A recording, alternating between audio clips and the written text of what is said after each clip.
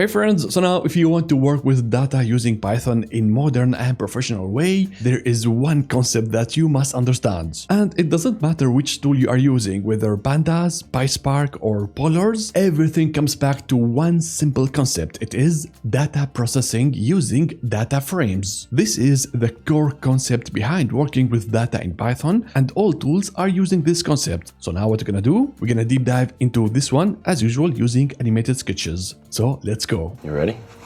You kidding? I was born ready. Wait. Now at the beginning inside Python we start using data, and at the start we're gonna have one single value. So a number, a string, a boolean, just one piece of information. This is of course useful for small things, but real data from the business is never one value. So that's why the next step we go and group up the values together, and we start using data structures like the list, dictionaries and tuples. So now we have container for multiple values. Like for example, we could have a dictionary that is representing one customer.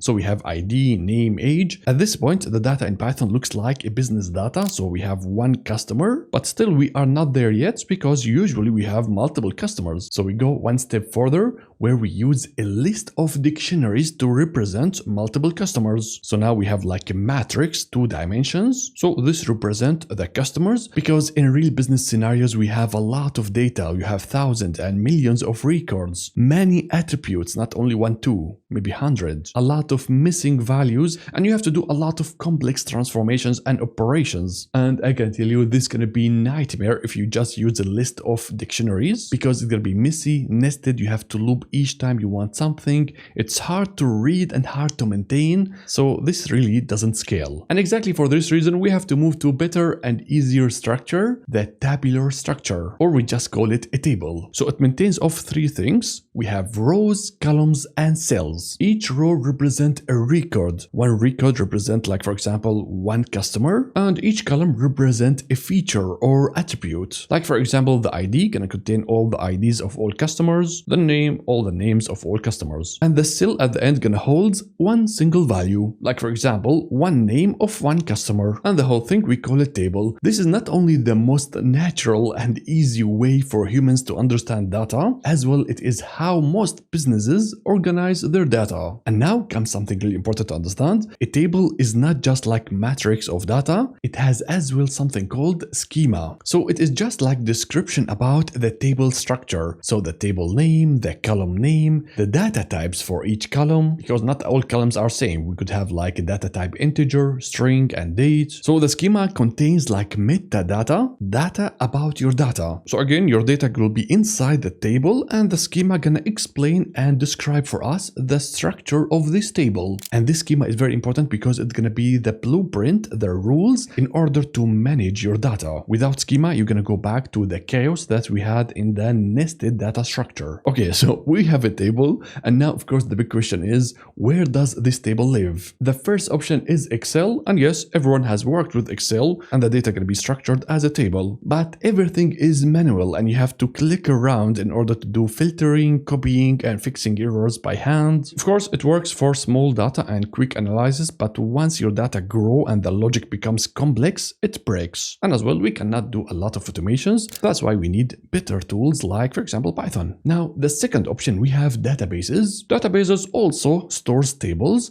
They optimize for storage and queries. This is of course great, but now you interact with data by using only SQL. So when your transformations becomes complex, SQL becomes really long, nested, and really hard to manage. You don't have the flexibility and the modularity of Python. And when your data transformations become complex, your SQL query is going to become really long and nested. And if you introduce stored procedures to do some programming, of course, it is not that advanced and flexible like Python. In Python, you have many modules and amazing tools, so it is very limited if you just stick with SQL to do data processing. So yes, databases are great for storage, but not really like advanced tool in order to do data processing. You're gonna lose a lot of flexibility. You would both lose. Do you understand? So in both cases, the Excel and the database, your table is living outside of your Python code and you cannot fully use programming logic on it. So now comes the idea that's gonna change everything. What if we bring our table into our program, into our code? And we're gonna call it from now on a data frame. It's still a table, but it is living inside our code. So now with this, we can do very powerful process. Now the source of the original data could be inside files like CSV, Excel, TXT, or in databases, APIs, streams, and then we bring a copy of the original data into a data frame. A data frame is a special Python object that is stored in the memory. Yes, in the memory means speed and performance. Now the data is inside Python and we have many tools in order to do things like filtering, transforming, combining, aggregating, and whatever you want to do with your data. And of course we have to do it step by step, so one after another. Now once we are done, usually we don't leave the data in the memory. We go and write the data to the target. It could be again anything, file, databases, streams, or other data platform. Now if you sit back and look at this is what we call data processing, and this could be used for many things. Like for example, if you want to do data engineering, you're going to use it in data pipelines, because this is actually what we call an ETL. So we are extracting the data from multiple sources. This is the E into the data frame, and then you start doing data transformations, the T. So you clean, filter, combine, and create new columns. And once you are done with the transformations and you have clean and prepared data sets, and load it to the target. So this is going to be your L. So with that you have the ETL, extract, transform, and load, by using the data frame inside Python. Now if you want to do data analytics, you're going to do very similar process. You will be as well loading the data from the source into a data frame. Then you can start using Python in order to explore the data, do some data cleanup, and then do analysis by aggregating the data in different shapes. Now at the end you might say, okay, I have done everything inside Python, or you might say, you know what, I'm gonna take this prepared data frame, put it in a file, and then connect Power BI to it in order to build dashboards and reports. So as you can see, whether you are doing data engineering or analytics, the process is gonna be the same, but of course the size and the intensity of the operation is gonna be different. All right, so we understood there is data frame and we can do a lot of things with it. Now the big question is, how we gonna do that? So what are the tools that we could use in Python in order to work with the data frame? Now the thing is, in Python we have the standard library where we have all those built-in functions and methods, so all the tools that we could use in order to work with the data. But the bad news is that we don't have anything inside it in order to work with the data frames. So that means if your data is single value or data structure, we have many built-in things in order to work on it. But for the data frame, we need the help now of the external libraries. And here we don't have like one, we have three amazing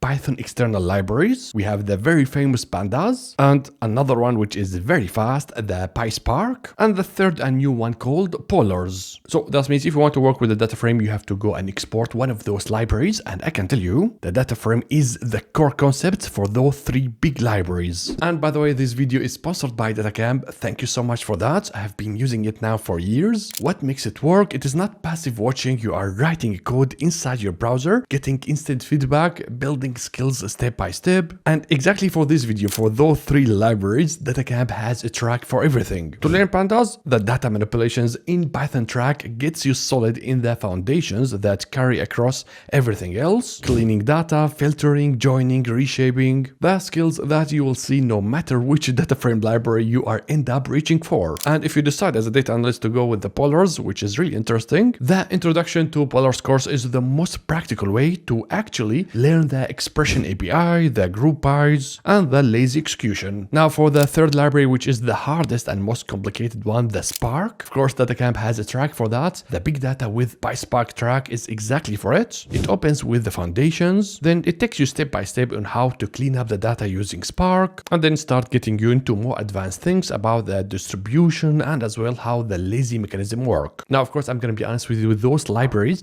they are not day one beginner track. It expects you that you have already some Python fundamentals, just few things like variables, how to control the flow, and how to use functions in Python. If that's you, then you can jump straight into those libraries and you start doing a real company's job. And by the way, you will be practicing inside those tracks using real datasets. So now, one subscription can cover all those three. The link at the top of my description. And by the way, I can get you 25% discount. So now, let's go back to the story. Now, of course, usually in projects, we don't go and use all of them in one. You have to decide which external library that that you're going to use inside your project. So that means you have to understand them, why they exist, the differences between them, and when to use what. Now, before we start talking about the differences between them, first let's talk about the similarity.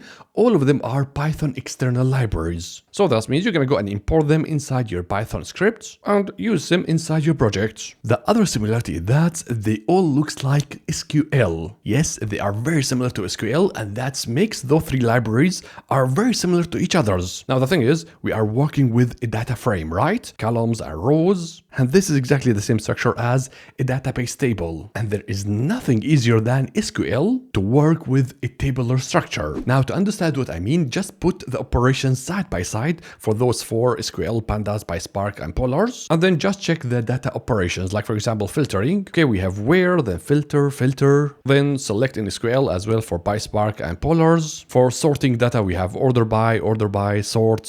For the group by, like almost everything is group by. So as you can see, it's like SQL everywhere again. That means if you know SQL, learning those three libraries is going to be really easy. Now moving on to the joins.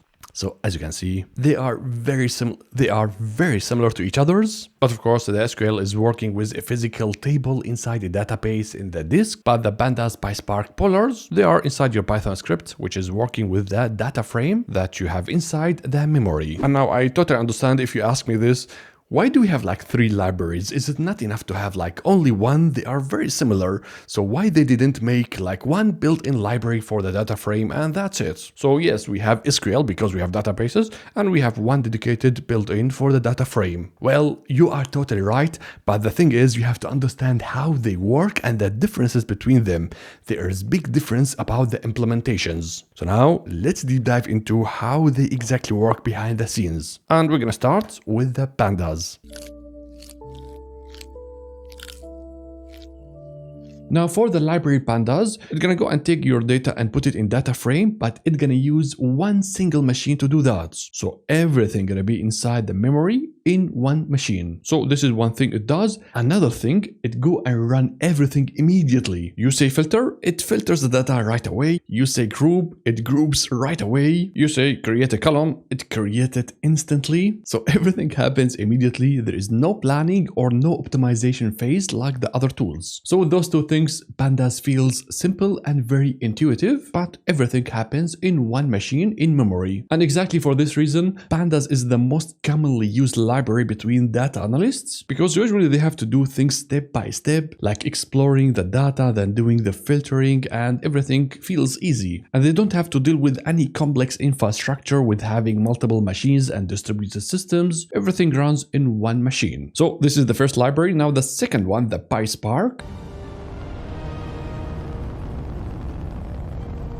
Now the thing is, if you are dealing with a huge amount of data and you have a real big data, you cannot go and fit it in one machine in memory, and that's gonna fail. That's why PySpark gonna jump in and say, I'm using the Spark engine. So what I'm gonna do, I'm gonna take the data frame and start distributing it into multiple machines working parallelly, and everything in the memory. So that means not only you can handle big data, but as well with speed. So this is how it processes the data. Now about how it executes your code, it is lazy. Nothing gonna run immediately. PySpark gonna start building your plan step by step and start optimizing the entire workflow, and only at the end, if you request a result, only then PySpark gonna start doing the job and start executing the plan. And this behavior is very important because with this, PySpark has the full big picture and can optimize the speed of the data processing. So with the PySpark, you can handle massive amount of data, everything in parallel and in speed, and at the same time, it is lazy, so nothing gonna be implemented immediately. And now, of course, because of all those things, the data engineer world prefer to use the PySpark than Pandas. And of course, this is understandable because